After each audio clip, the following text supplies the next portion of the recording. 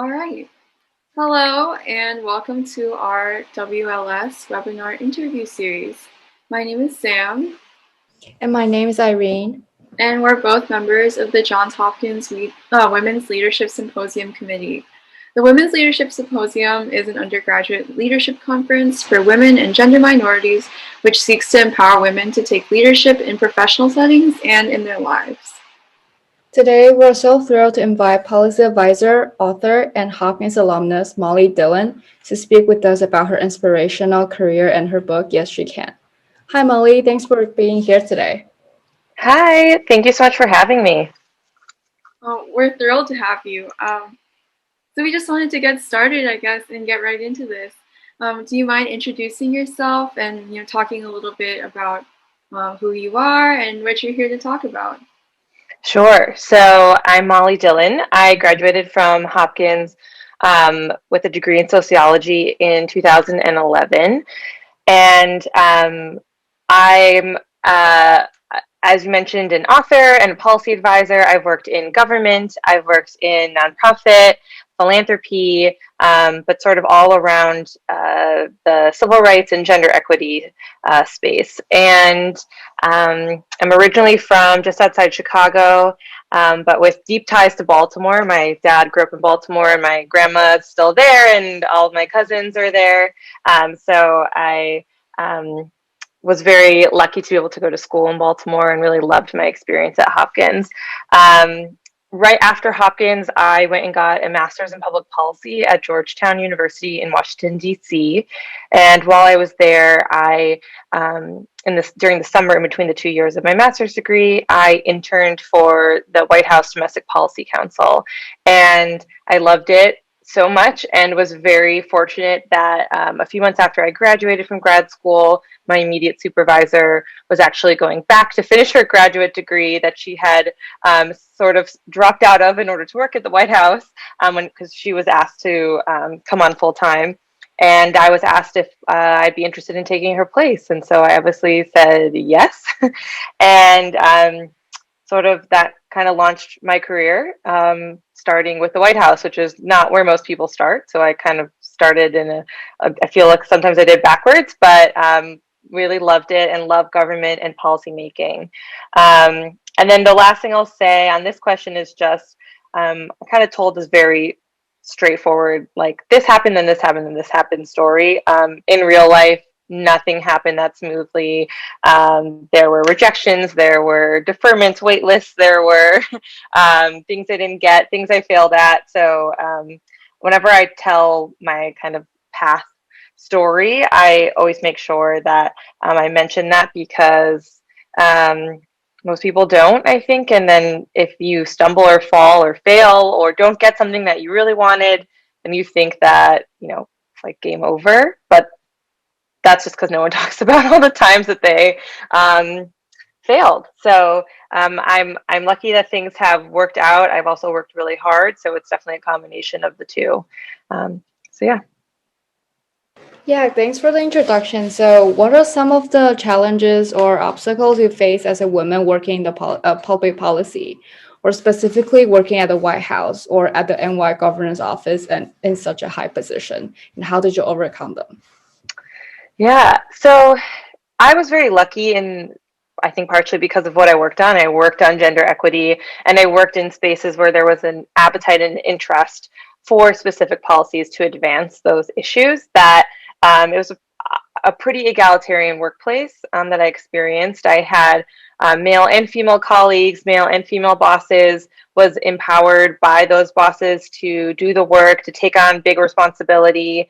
But I think on the whole, as a woman in a very serious kind of fast-paced office, it can be women face all sorts of challenges, whether it's implicit or explicit bias or discrimination from their colleagues.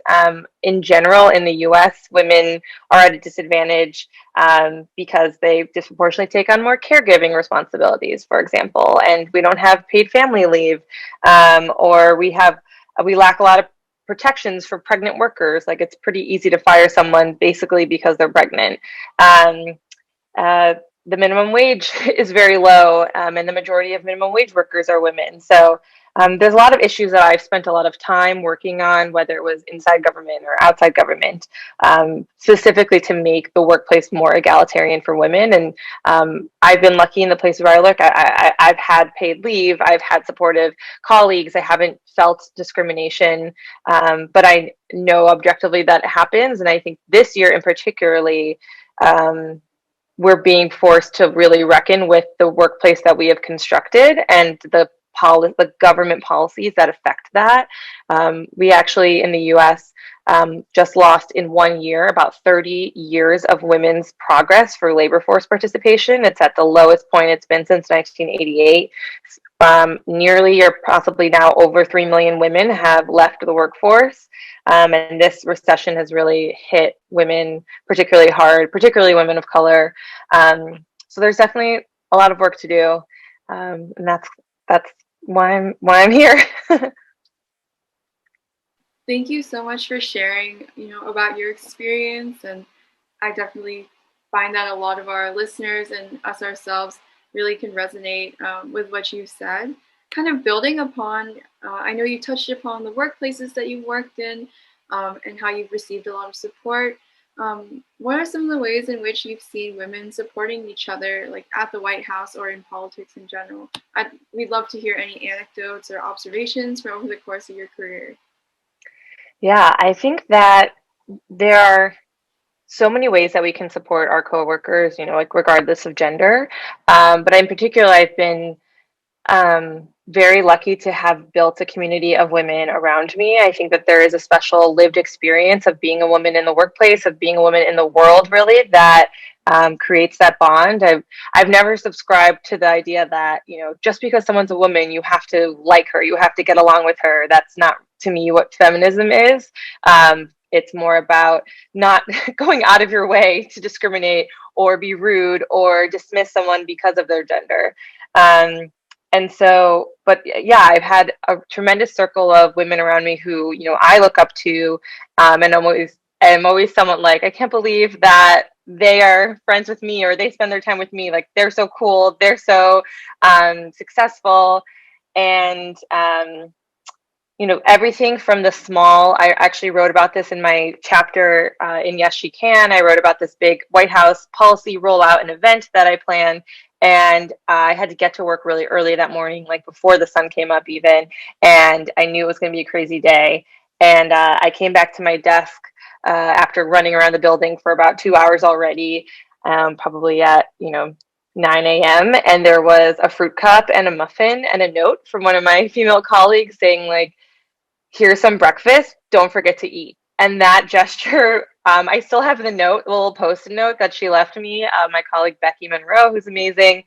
And just that sort of kindness and human decency was so special. And not that male colleagues wouldn't do that, but that is a specific instance that I remember. But then in general, I think the women that I have around me, whether they are, 5, 10, 15, 20 years older than I am and really have like that more like mentory role, or even the women who are my age who I surrounded myself with who had different expertise than I did, or if I was doing an event and I needed an extra pair of hands just to like escort someone somewhere or to print something out, or just there's always so much to do, and having people who will jump in and say like, yeah, I got your back, you're busy, like let me take care of this, let me take this off your hands.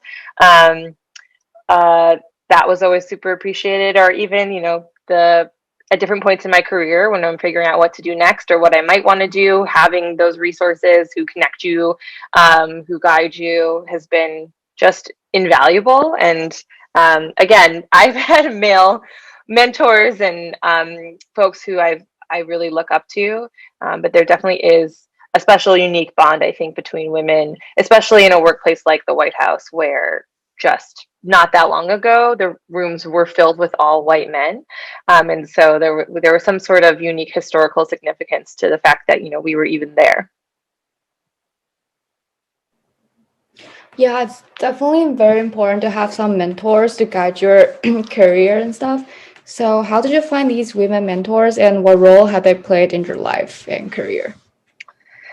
So I think sometimes we think like a mentor is like this person that you get matched with, which sometimes it is, or it's like this, you are this person, would you be my mentor? Okay, like check yes, check no. It has never really happened that way. And I think that I don't think I've ever referred to my mentors as my mentor to them, but would describe them as such because of the relationship that we have. And so I've been really lucky. Um, Again, the women that I've worked with have been incredible, whether it was our chief technology officer at the White House, Megan Smith, has been a mentor of mine for now a few years, who, she always goes out of her way to help younger women that she worked with, whether to bring them onto projects, give them opportunities, connect them to people, lift them up. I remember once I wrote a blog post with her, and it was uncommon. It wasn't uncommon to write things for the White House blog and someone else's name went on it, a boss or whoever, someone like a little higher up. That's totally normal in the policy world, happens in Congress, happens in the White House, and that's fine. But I wrote a blog post for her and she was like, okay, your name's going to be on it. And so it was like Megan Smith, Rosie Rios, who was the treasurer of the United States, who works at the Treasury Department, and Molly Dillon. And I was like 25, 26, and there was no reason or need for her to put my name on there. But that's another incident I can remember where just there are so many opportunities where you can lift up voices and be inclusive. And that really like meant something. And yeah, the women who have helped me in my career have just been sounding boards. They've been people who will say, I'll connect you, I'll send your resume to this person, or you should talk to this person. And I'm also someone who hates asking for like help and connections, especially in DC where it can feel sort of like blah, which if there is closed captioning on this, I apologize. I don't know how you're going to spell that, but we all exist in this world where we feel, a lot of people feel that way. And so there's this understanding like that when you're helping people, other people will help you as well. And sort of like participating in this communal structure where we're all sort of looking out for each other.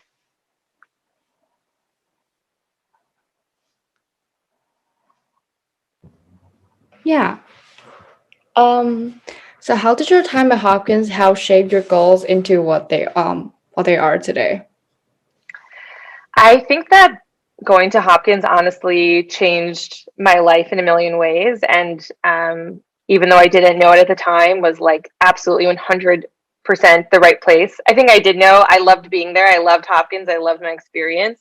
But truly didn't, sometimes you don't realize until after you're out in the world and you're seeing how your education is interacting with your, post-grad experience. And yeah, so going to Hopkins definitely changed my life. And, it made me a more critical thinker. It made me a better writer. It made me more interested in the world.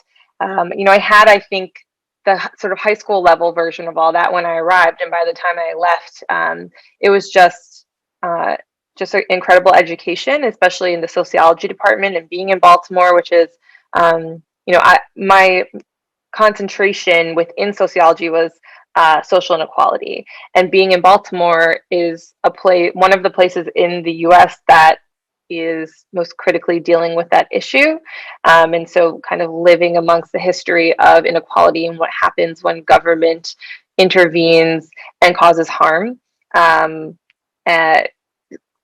Baltimore is a perfect case study for that, and so yeah, I think it's hard to even name all the ways that Hopkins changed my trajectory. I think goals wise, my goals have always been, not like be president of the United States, which I've never.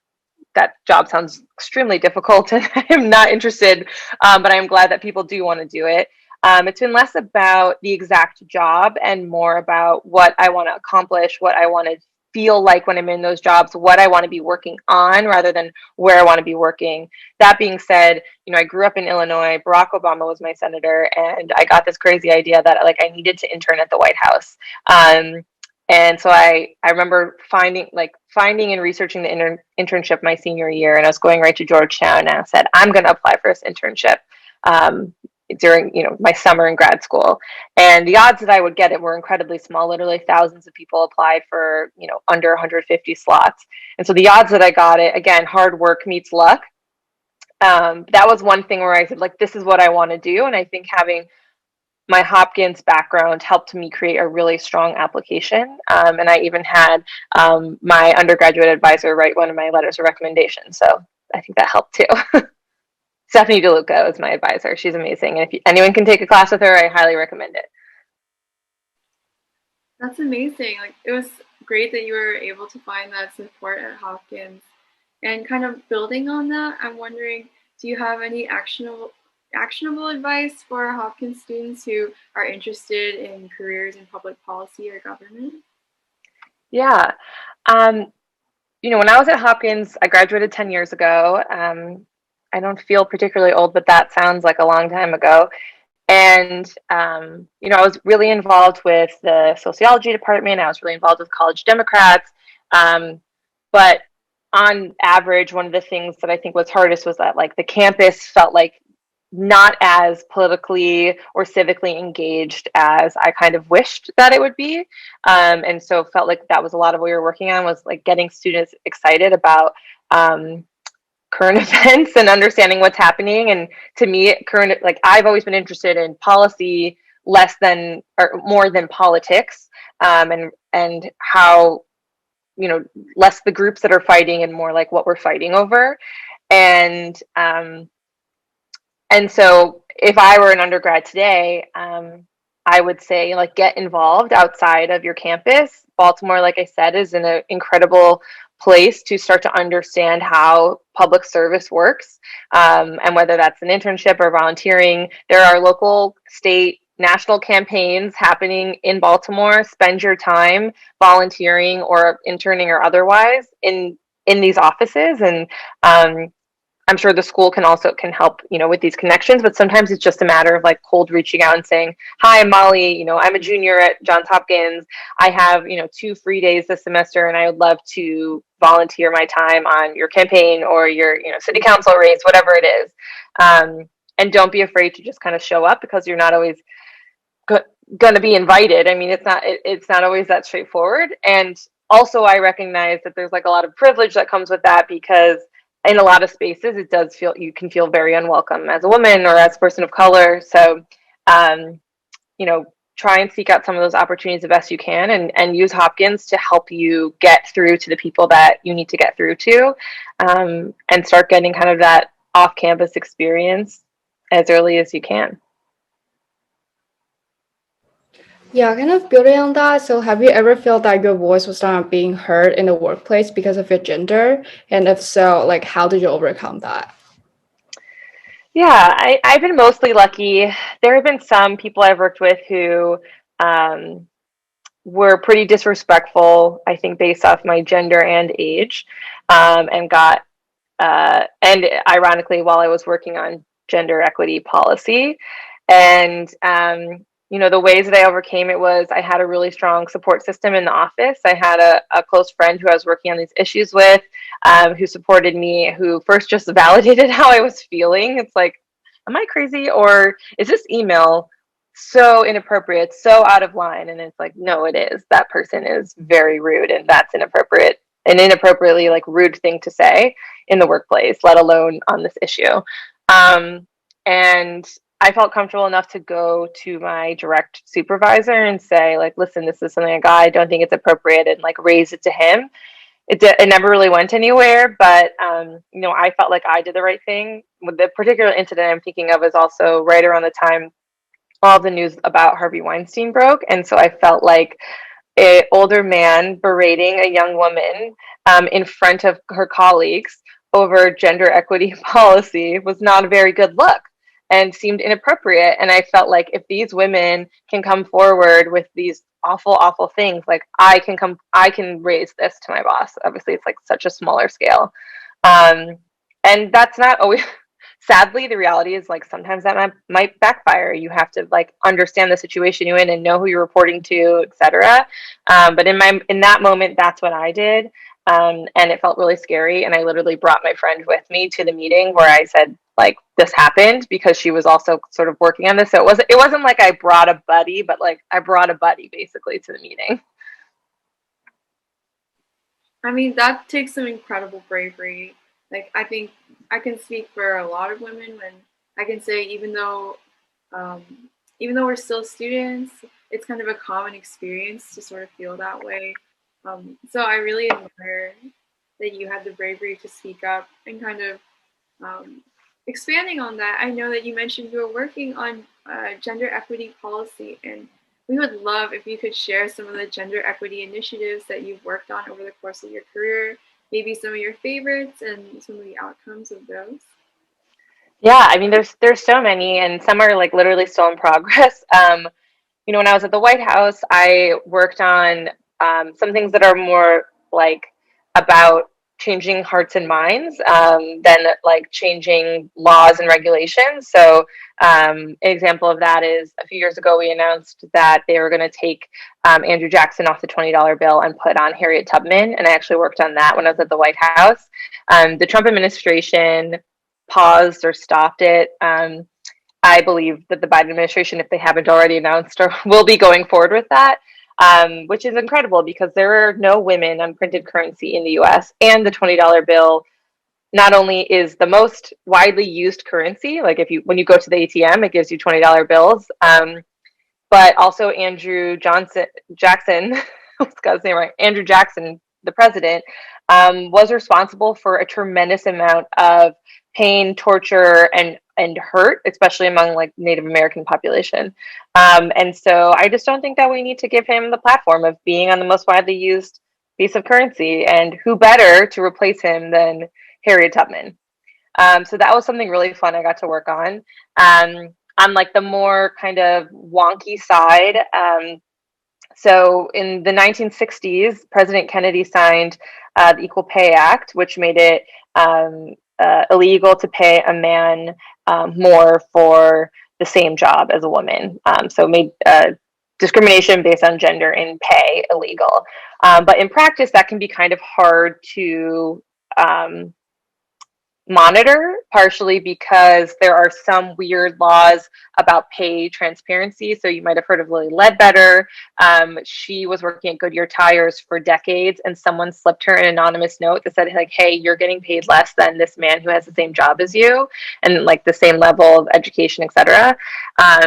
And that person who gave her that note could have been fired if they knew who gave her that note because of the rules of the company and these weird holes in the law. And her case went all the way to the Supreme Court, and they basically said, sorry, like, it's been more than 180 days since this discrimination happened, so like, you're out of luck. Obviously, Ruth Bader Ginsburg and some other justices dissented and said, well, she couldn't have known that the discrimination was happening, and it was happening on every paycheck, like not just the first paycheck. So after that happened, the Lily Ledbetter Act passed, which kind of changed that law. So it's still hard to know, though, because companies don't have to report that much information. And in 2016, I worked on a regulation that required all companies in the United States with over 100 employees to report their pay data by gender and race to the EEOC, the Equal Employment Opportunity Commission, who would analyze it. And if they found that there were significant pay gaps between either racial groups or gender groups, then they would have a chance to rectify it. If not, like, they could be like liable for breaking the law. So, and if the pay gaps weren't justifiable by like education or work experience background. So working on that was also, I think, really important, a little less flashy and a little harder to explain than putting Harriet Tubman on the $20 bill, but also I think in the same category of things that will literally change people's lives. Your ability to save for retirement, how much money you're making every paycheck. If you're getting paid less because of your gender, that adds up. Women lose on average, like, I think something like $500,000 in their lifetime because of the pay gap. So that would have been great. That also got paused by the Trump administration. It was caught in the courts for a while, and I believe that the Biden administration will probably reinstate it going forward, but was very upset to see that sort of taken down because it seems like such a straightforward, good idea. So yeah, those are two examples just at the White House, but worked on it at the state government level, worked on it in the advocacy world. I've worked on, sexual harassment and assault policy, everything like getting free menstrual products in school bathrooms in New York, kind of you name it, I probably worked on it.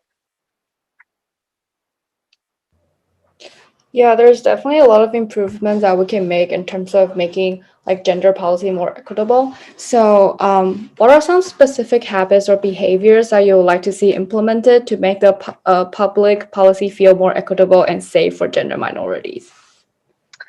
Yeah, I think one thing I was just talking with a friend about this is I think in the public policy space, there's a lot of emphasis on having a law degree.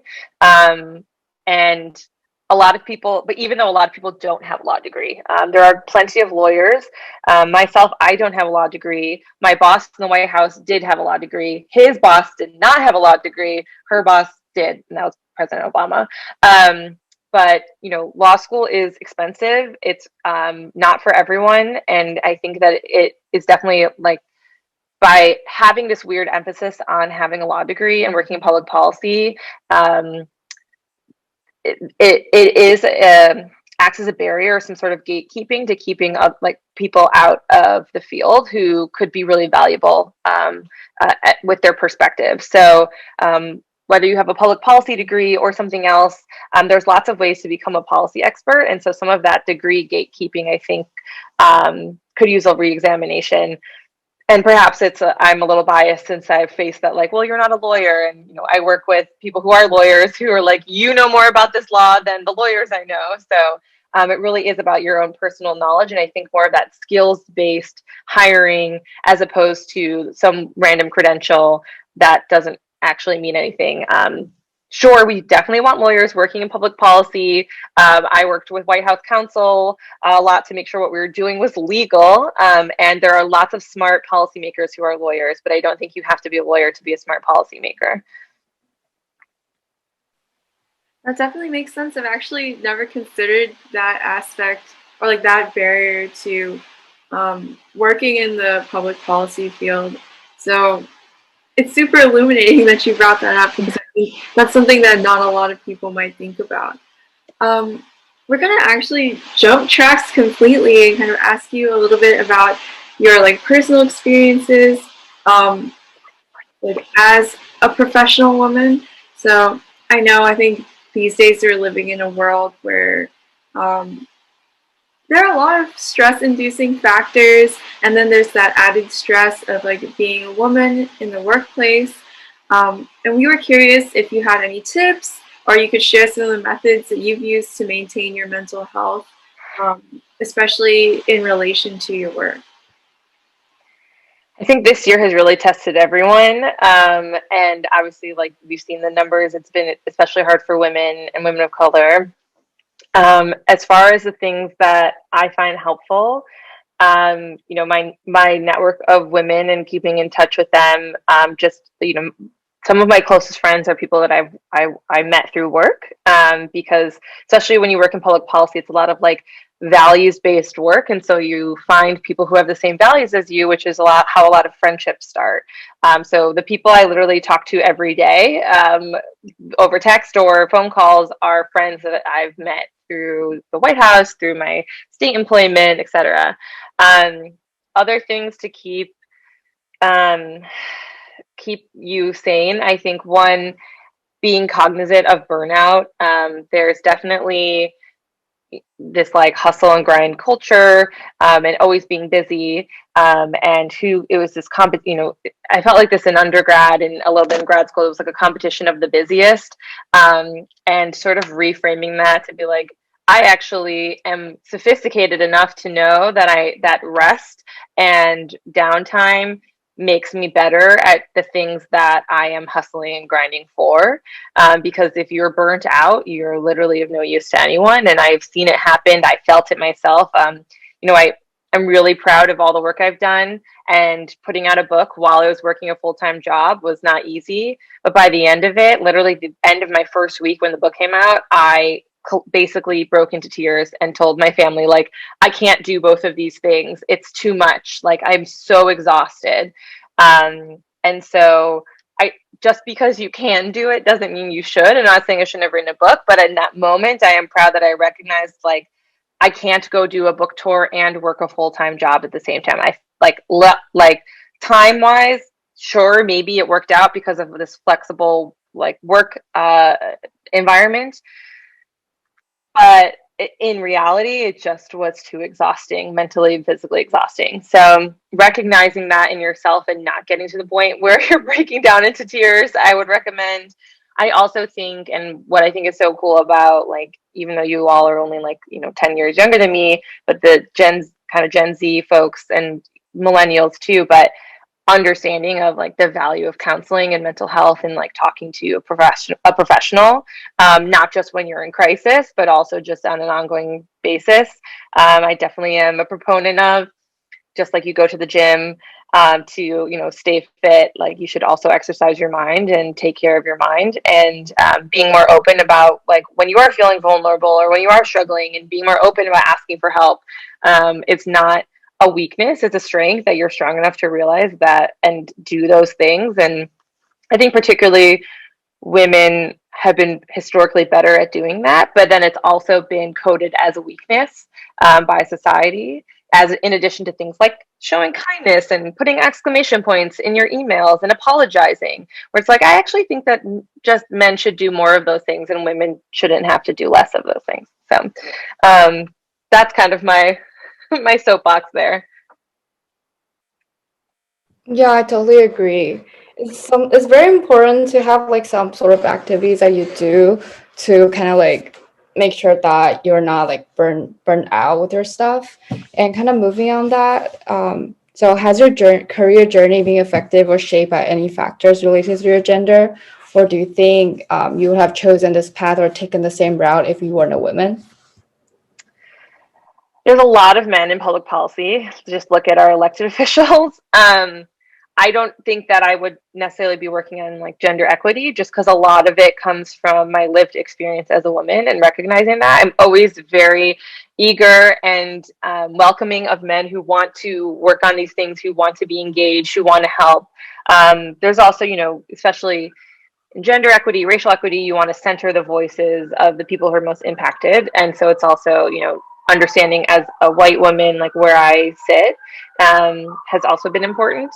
But I think, yeah, a lot of my lived experience of my gender, but also, my family background and growing up Jewish, and with that understanding and view of the world, and, having, my grandfather lived, through the Great Depression and grew up extremely poor in Baltimore, actually, and what that meant for his life and the opportunities that he had or didn't because of his family status. He was a first generation American. And then also how that has changed, how he was able to pull himself up by his bootstraps in the 1940s. That doesn't exist today because I think in a lot of ways things have gotten much worse inequality wise. So yeah, I think a lot of just like my DNA, nature and nurture, has shaped this path. But really, we need the world would be a much better place if more people of all backgrounds were interested in public policy, even if it's not their career.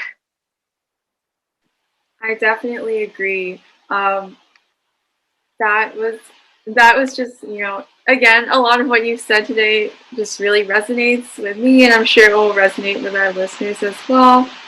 And one thing, I think we've been alluding to your book this whole time, right? It sounds like that was quite the tremendous effort. So we just want to know, what inspired the creation of Yes She Can, and sort of how was that idea born and executed? Yeah, so in March of 2019, came out with a book called Yes She Can. I'm the compiler, and I have 9 co-authors. We each wrote a chapter about sort of our most inspiring day in the Obama White House.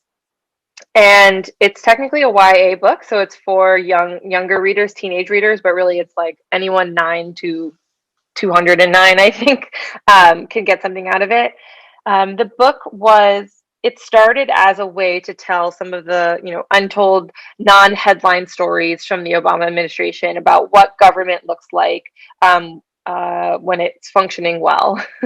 And started this project at the end of 2017, so you can kind of fill in the blanks about what was happening in the world and in the White House.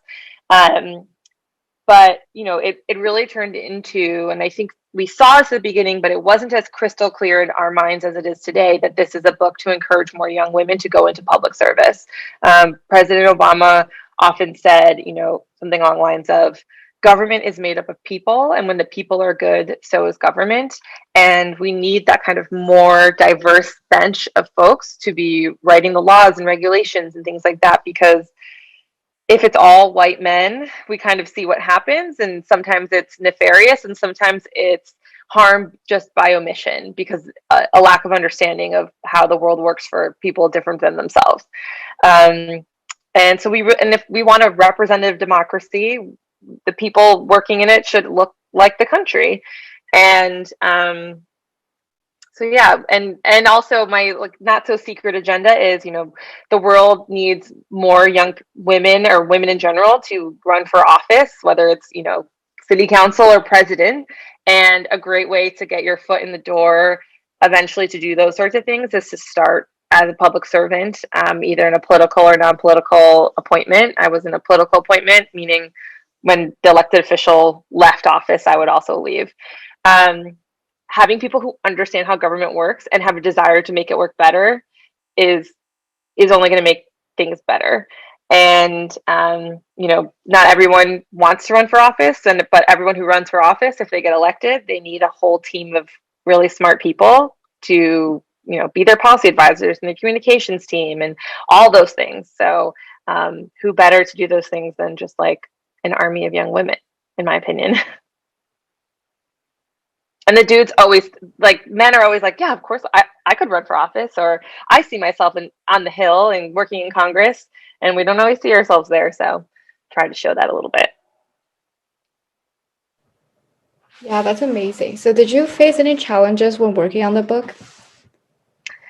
Yeah, I mean, writing a book is hard. The book sort of came together because a friend of mine, who happened to be my cousin's girlfriend and now wife, named Wendy Gu, we went out to dinner. It was the first time I met her, and they were asking about what it was like working in the White House, because I had never met her, and I had just kind of finished that tour of duty, and she said this would be a great book. And I think I laughed in her face, because who am I to write a book? I'm no one. I'm not that interesting. And I to this day maintain a book just about my White House experience would be extremely boring, and not that mass appealing, I don't think.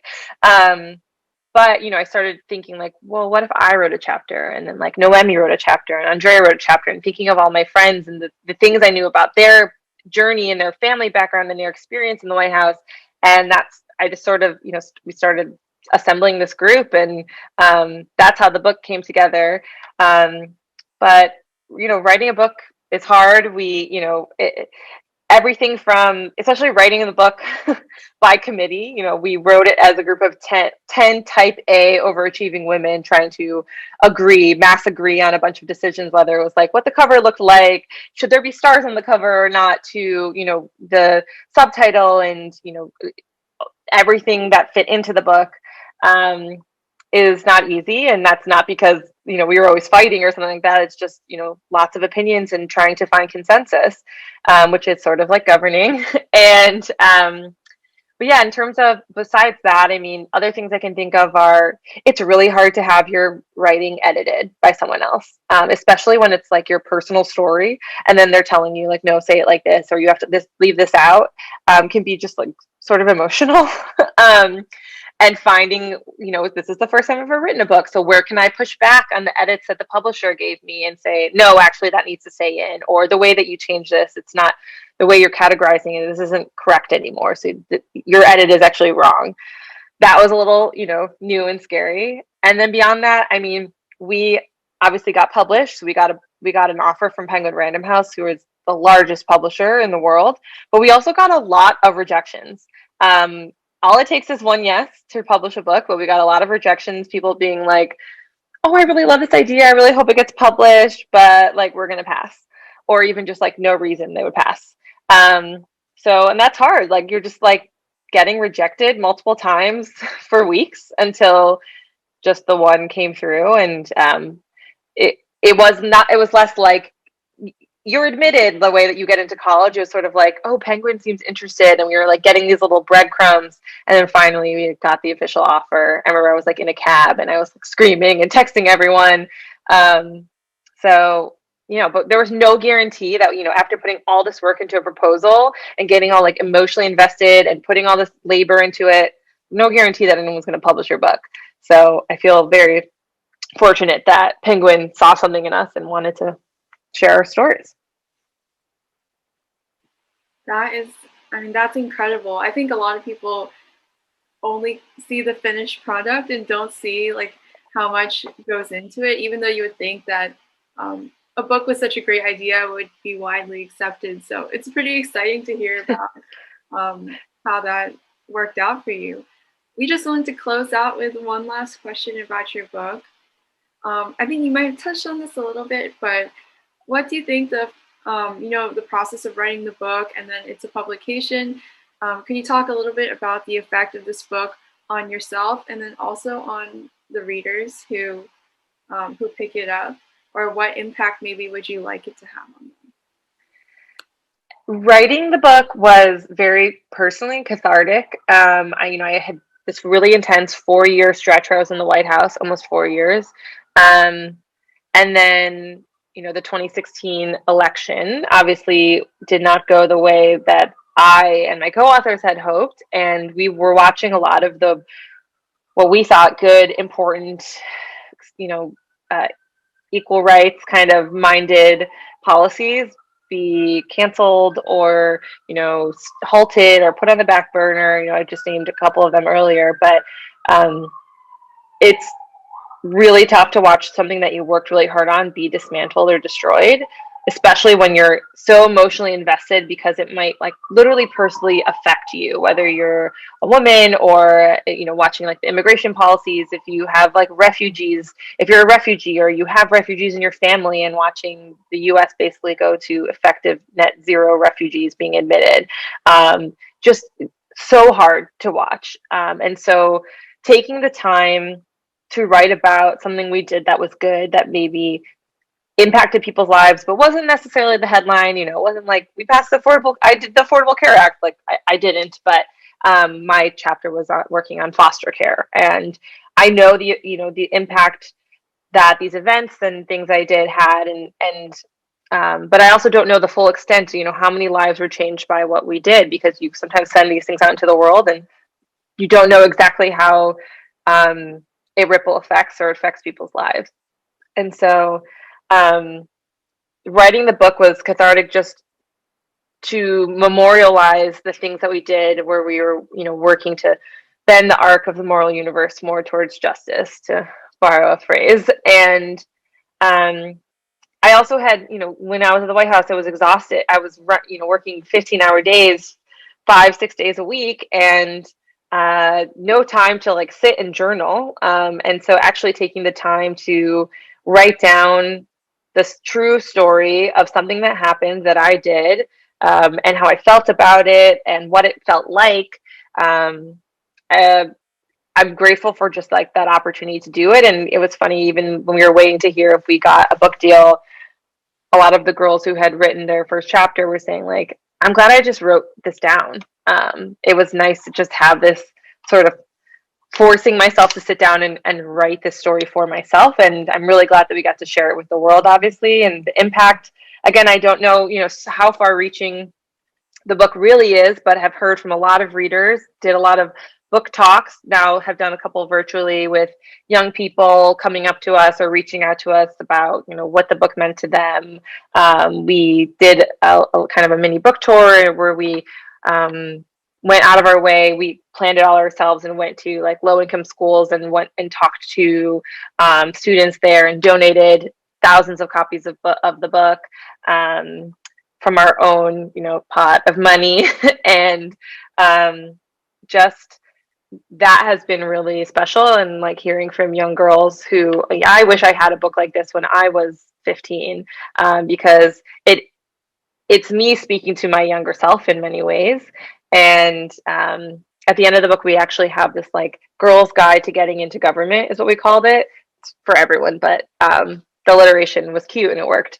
And it's how does one even get started? Because it can seem very nebulous how to go down this path, and found that have heard so much positive feedback about that list of resources, that if for nothing else, that list at the end of the book can really help people just take that first step, and also know that like we all make mistakes. I talk about a mistake I made in my chapter. Nita talks about a mistake she made in her chapter.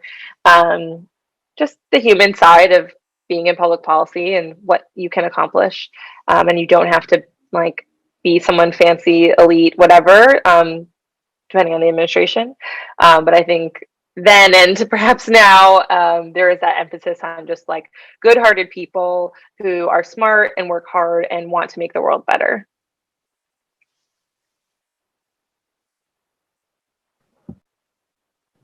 Yeah, I'm sure this book inspires so many people. And yeah, it has just been very incredible to hear from you today, and it's been such an honor to speaking with you about your incredible experiences. Yes, thank you so much for joining us. Thank you for having me.